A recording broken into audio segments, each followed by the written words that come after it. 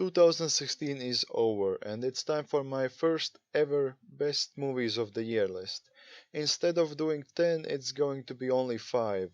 Mainly because I just saw way too few movies this year, and I'm not sure I can fill up the top 10 with awesome films. But 5 should be sufficient. Of course, this is all my opinions, and this list is completely subjective, so if it does not match up with yours, and I'm sure it won't, don't go crazy, but I'm very interested in your favorite films, so feel free to put your lists in the comments. Also, there are many movies that I'm sure would have made the list, but I just didn't get a chance to see them.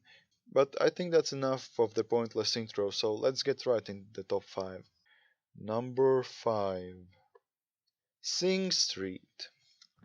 I really couldn't decide what to put in the 5 spot. The closest runner up was Hell or High Water, so shoutouts to that movie, but yeah, Sing Street. What I love most about Sing Street is how relatively small the story is. It's just a simple coming of age story about this kid who is forced to switch schools and ends up in this very rough Catholic school. So the movie touches upon themes like fitting in, dealing with family issues, following your dreams, etc. But the main plot is basically a romance story. There's this girl he likes, so he does the only logical thing, which is forming a band to impress her, of course. I guess you could call this film a musical, but it's not a downside by any means because it has an awesome 80s soundtrack, both original songs and already existing material. Oh yeah, this film is set in 80s Dublin, which makes things like 10 times better because Irish accent.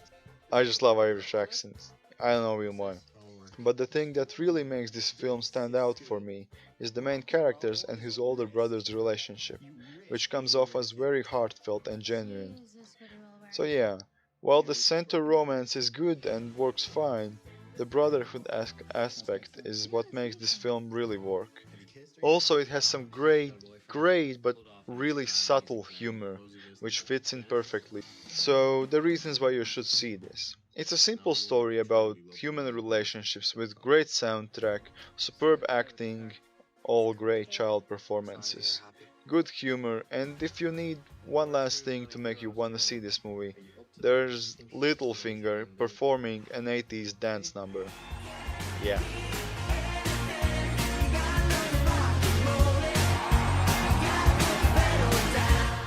I actually love this band.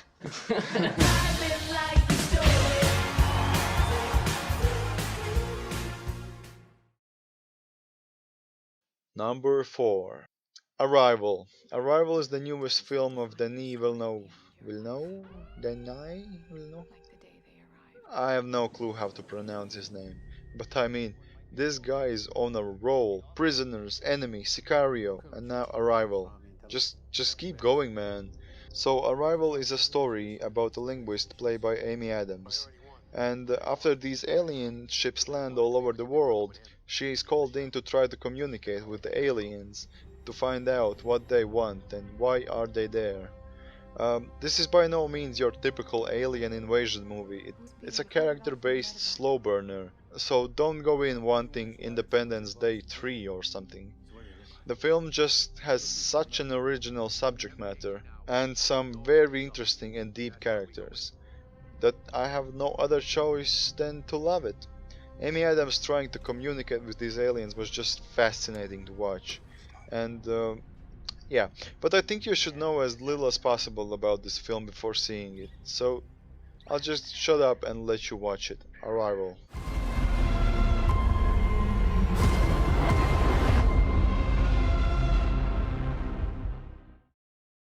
Number 3. The Nice Guys. Sing Street took place in the 80s, but for this film we will have to go back to the 70s. The Nice Guys is a story about two private detectives, kind of private detectives, played by Russell Crowe and Ryan Gosling, who are looking for this missing girl. And it's one of the best buddy cop comedies I've ever seen.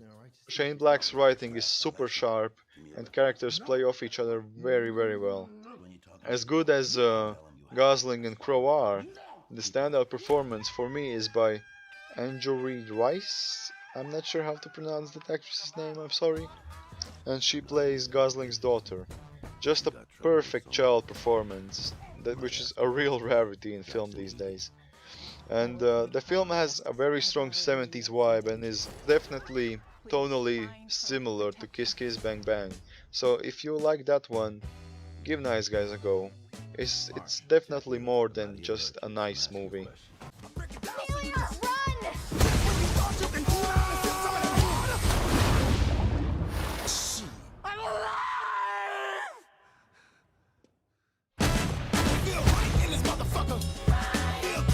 Number 2, Swiss Army Man.